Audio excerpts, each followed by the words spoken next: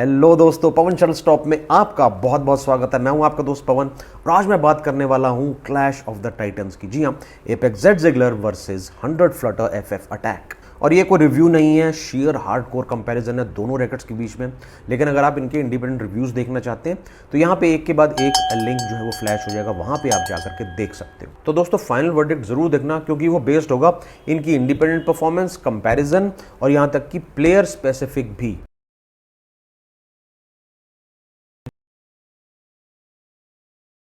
तो ज़िगलर है intermediate plus level का रैकेट और फ्लटर है इंटरमीडिएट और क्लब लेवल का रैकेट है।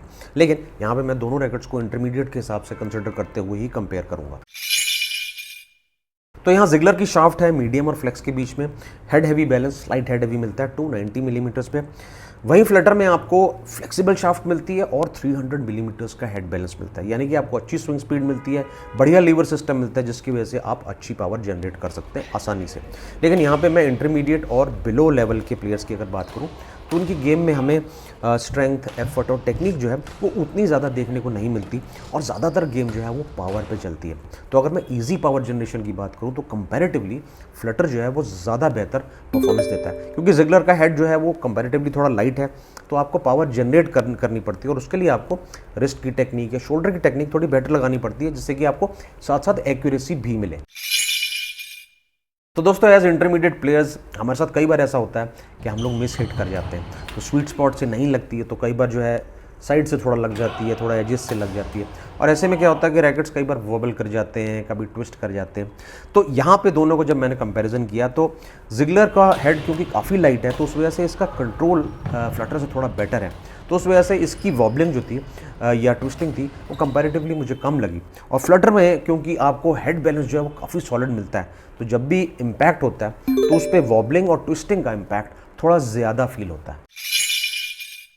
ज़िगलर का ओवरऑल हेड साइज़ फ्लटर के ओवरऑल हेड साइज़ से कंपैरेटिवली थोड़ा सा स्लाइटली छोटा है, जिसकी वजह से जब भी आप कोई शॉट या स्मैश लगाते हैं तो रैकेट का ओवरऑल वेट हेड पे ट्रांसफ़र करने में और हेड से शटल पे ट्रांसफ़र करने में ज़्यादा आसान और बेहतर फील होता है। और कोई भी शॉट खेलने से पहले या खेलने के बाद जो एक कंफर्टेबल, सिक्योर या एक कॉन्फिडेंट फीलिंग है वो मुझे ज़िगलर में थोड़ी ज़्यादा बेहतर लगी।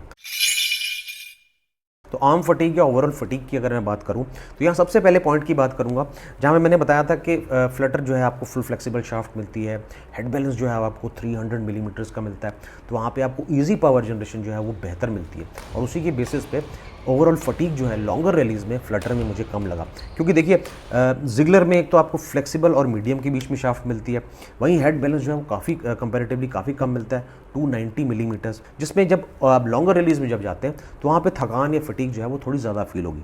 लेकिन वहीं अगर मैं इसे इंटरमीडिएट प्लस, प्रो या एडवांस प्लेयर के हिसाब से कंसिडर करूँ जो इन्हें यूज़ करते हैं, तो वो लोग ट्रेंड ही पावर, एफर्ट, स्ट्रेंथ और टेक्निक पे होते हैं और उसी हिसाब से उनकी गेम चलती है, तो उनको इस रैकेट पे खेलने पे इम्पैक्ट जो है वो उतना ज़्यादा फील नहीं होगा। लेकिन इंटरमीडिएट के हिसाब से कंसिडर करते हुए फ्लटर यहाँ पे मुझे थोड़ा बेहतर लगा।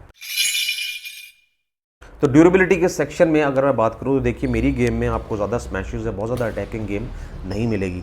रैलीज मिलेंगी, टॉसेस मिलेंगी, क्लियर्स, ड्रॉप्स, प्लेसमेंट्स आपको मिलेंगी, और स्मैश भी मैं तब मारता हूँ जब मुझे सही मौका मिलता है और मेरी स्मैशेस भी बहुत ज़्यादा हार्ड नहीं होती। और आप देख रहे हैं कि 6 साल से ये रैकेट मेरे पास इंटैक्ट है, थोड़ा बहुत चिप वगैरह हुआ है लेकिन इंटैक्ट है। और वैसे ही फ्लटर भी मेरे पास अभी तक के था 1-2 महीने पहले तक, लेकिन कोई जानने वाला मुझसे मांग करके ले गया है। सेंटर ऑफ द कोर्ट की परफॉर्मेंस की बात करूं तो दोनों रैकेट्स इंडिपेंडेंटली काफ़ी रिस्पॉन्सिव और काफ़ी इंप्रेसिव लगे मुझे। स्पेशली ज़िगलर जो है क्योंकि इसका हेड बैलेंस काफ़ी कम है, 290 मिलीमीटर्स है, स्लाइट हेड हैवी है, तो इसकी रिस्पॉन्सिवनेस और स्विंग स्पीड मुझे बहुत अच्छी लगी। लेकिन वहीं फ्लटर कुछ 4 या 5 ग्राम के आसपास ज़िगलर से हल्का है, और वहीं आपको फ्लेक्सिबल शाफ्ट मिलती है, तो उसकी परफॉर्मेंस, स्विंग स्पीड, रिस्पॉन्सिवनेस और अच्छा इनपुट जो है वो मुझे उससे ही आता हुआ लगा, और स्पेशली अगर मैं बात करूं डबल्स की गेम की। लेकिन रुको, मानते हैं कि फ्लटर पॉइंट गेम जीत गया है, लेकिन ध्यान दीजिएगा ये कंपैरिजन इंटरमीडिएट लेवल के हिसाब से था, इसलिए फाइनल वर्डिक्ट अभी बाकी है मेरे दोस्त। तो यहाँ पर अगर आप एक इंटरमीडिएट प्लस और ऊपर के प्लेयर हैं और आपकी गेम में सभी तरह की शॉट्स हैं, आप बहुत ज़्यादा स्मैशिंग, बहुत ज़्यादा एग्रेसिव नहीं करते, लंबी रैलीज करते हैं, प्लेसमेंट करते हैं, टॉसेस करते हैं, ड्रॉप्स करते हैं, और जब मौका लगता है तभी स्मैश करके पॉइंट को ख़त्म करते हैं, तो आपके लिए ये रैकेट बिल्कुल परफेक्ट है। तो ऐसे प्लेयर्स जिनकी गेम बहुत ज़्यादा एग्रेसिव है और आपकी ओवरऑल शॉट्स में स्मैशेस और पावर स्मैशेस बहुत ज़्यादा होती हैं और आप थोड़ा सा झुकाव आपका इजी पावर जनरेशन की तरफ है, तो फ्लटर एफएफ अटैक आपकी परफेक्ट चॉइस है। सही लगा हो, गलत लगा हो, कुछ मिस किया हो, कमेंट करना मत भूलिएगा। तो ये था वीडियो आज तक, इंतज़ार कीजिए अगले वीडियो तक।